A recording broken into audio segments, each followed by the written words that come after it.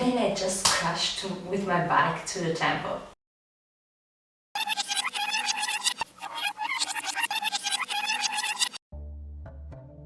Traveling for many years in many city countries around the world, I can confidently say that it's not all rose and petals as some may suggest. And even though I'm very grateful that during my travel I never once encountered real danger or experience that made me feel uneasy in some way, there are still been some crazy moments, difficult times. And if there is one thing that I really regret is that I didn't start like filming video of my travels sooner, because one of the things that I really wish is to have recorded all those moments, and so that I could have been able to watch them again all over and over again, because some of the things that happened to me during my travel are one of the funny and funkiest moments and are actually one of the moments that I cherish the most.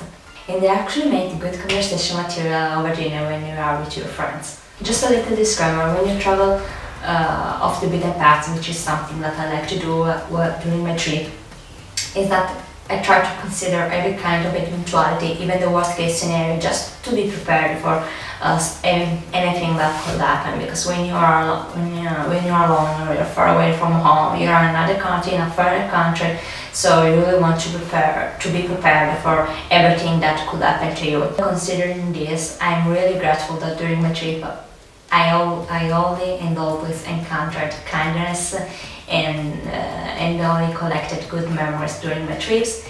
And maybe that may not have been the same for another traveler, especially for a female solo traveler. So my advice for you is to always be cautious despite the country that we are going to visit, because even though there might be some bad people, the world is still full of good people and kindness. When I travel, I always try to use common sense. So that's something to keep in mind. Okay, let's start with my first experience. Well, it's not like my first experience, my first travel experience. I don't even remember how many years ago, and I was with my mom. We were traveling together in Ireland, precisely in the southern part of Ireland, which was the Bear Peninsula in Cork County, and we decided, of course, to rent a car and do a road trip along like the coastline. And this particular experience, it was like a cloudy, muddy day, which is something that you encounter pretty much in England and in Ireland as well. And even though Ireland it's beautiful and it's magical, even when it rains, it's probably the only nation that I visited that I fell in love even during the rain and cloudy day. It has that kind of charm and in magic aura that it's really beautiful. So yeah, and we were like driving through a mountain road. I was specifically searching for one of those stone circle like Stonehenge, which I didn't find at the end, by the way. And we decided just to take a break. We were driving since a couple hours at this point, so we decided to take a break and like admiring the panorama around us. So we hop off the car and starting to walk in this field. So now, if you've ever been to Ireland, you will be pretty familiar with flock of sheep blocking the traffic. That's the typical Irish traffic jam. And we were enjoying ourselves, just watching the view around us.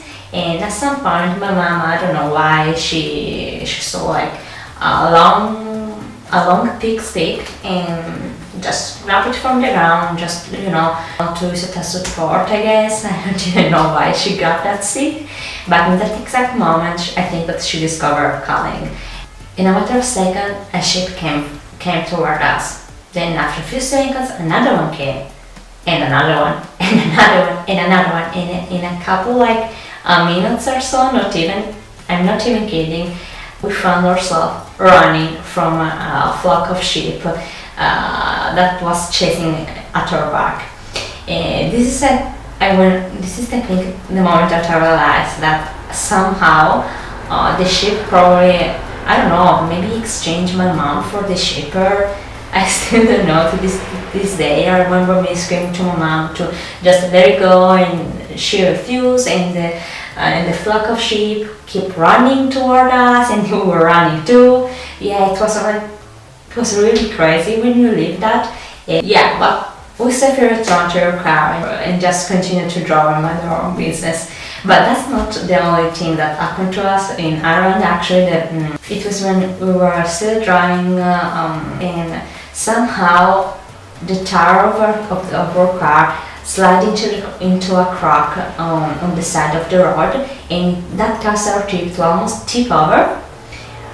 Luckily, it didn't happen. So yeah, I mean, we obviously had no one to call. We were just by ourselves in the middle of nowhere in Ireland, and there were no car, no people, no one in I don't know how many kilometers. The only thing that there was, that it was like a small cottage a few kilometers up on the hill from where we were. We just tried and hoped for someone to be home.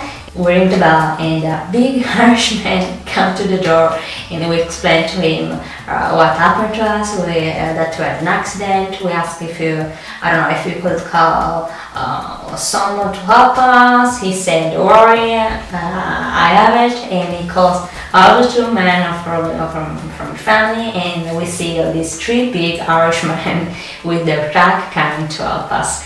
Inside our car with a chain to the truck, and they start pulling, only to end up with a broken chain and our car falling deeper into the crack on the side of the road. And after an hour or so, and brutal Irishman strength, and even a couple, I will say, more of cursing word from them, they were finally able to pull the car. But our excitement didn't last very long, because we discovered that the entire side of our car was completely scratched. But luckily it was covered by the insurance, so I think that everything went alright at the end. So yeah, I'm happy about that, and I didn't ever receive any email or call from the insurance company, so everything was good at that. So now I want to talk to you about the time that I almost destroyed a temple in Bali, Indonesia. It was like the second day since we were out in Bali. I was probably still jet lagged, and it took us I was with my mom during this trip, and I think it took us 24 hours, a little bit more maybe, to fly all the way from Italy to where I live, to Bali in Indonesia. And so, like I said, it was like I think our second day that we arrived in Bali, and from the research that I did before going there, everyone says, you should rent a bike. It's the best way to drive through the island. It's the best way to be independent, so blah blah blah blah. I said, okay, I mean, why not? I mean, I can drive. I have a driver license. Not to brag about myself, but I think that I'm a pretty good car driver. And when I was very little, my brother taught me how to drive a bike. Like, I think I did it like once or twice. Now, many years from that day have passed, and I may or may not have overestimated my abilities to drive a bike. So, and not to mention that in Bali they tend to drive to the left side of the road, and that per se, as an European, we have the driver on our right. It's pretty challenging per se. Not to mention that the only rule for the Balinese traffic in Bali seems that there is no rule whatsoever. So yeah, and the Balinese traffic jam can be quite an eclectic experience, trust me. So anyway, the next day I took my backpack, went to the nearest rental bike shop, fastened my helmet. My confidence was so boosted, was so high, was at the top, but jumped on the bike, and just the moment that I lightly caressed the accelerator of the bike, that thing flew off my hand, and we both ended up crashing to the gate of a of a Balinese temple. Technically, no ride or the bike, and not even the temple had any scratch on it except for my pride. So yeah, even this time everything turned out for the good. So yeah, you should never overestimate your abilities. And I think this actually also taught me to be more humble. So yeah, it was pretty an humble experience. So yeah, and this was actually not the only bad thing that happened to me while I was in Bali. And this time what was also my fault. How it's called, I don't remember the name. But it is a pretty famous sanctuary in Bali. And there are wild monkey, but they are used to human. So now, sometimes I ended up in a situation where there's nothing that I wouldn't do to take a photo.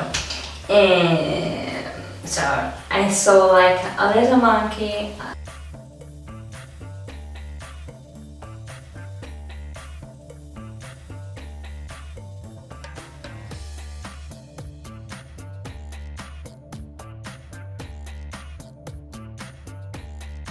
Let's now fly during a summer day in the Celtic island of Morocco, in precisely Marrakesh. And at that time I was traveling with my mom again and also my older brother, and we decided to book a villa in Marrakesh. And this actually the only time that during one of my trips something got stolen from me. I had like my first camera with me, and it wasn't yet a professional camera. It was like one of the mirrors, but I was going toward that direction. So yeah, a few months back, I bought this camera, and I was so excited for the trip and for the amazing picture and photo that I was going to take. And so yeah, I still vividly remember that the last time that I saw my camera, it was at the airport when we were boarding for going back to Italy. And yeah, that was the last time that I saw my camera, and probably somewhere around the world as my camera and all my memories and my photographs in it, with my face and my family one. So yeah, that's great, but this is actually not the experience that I'm going to talk about. So let's go back.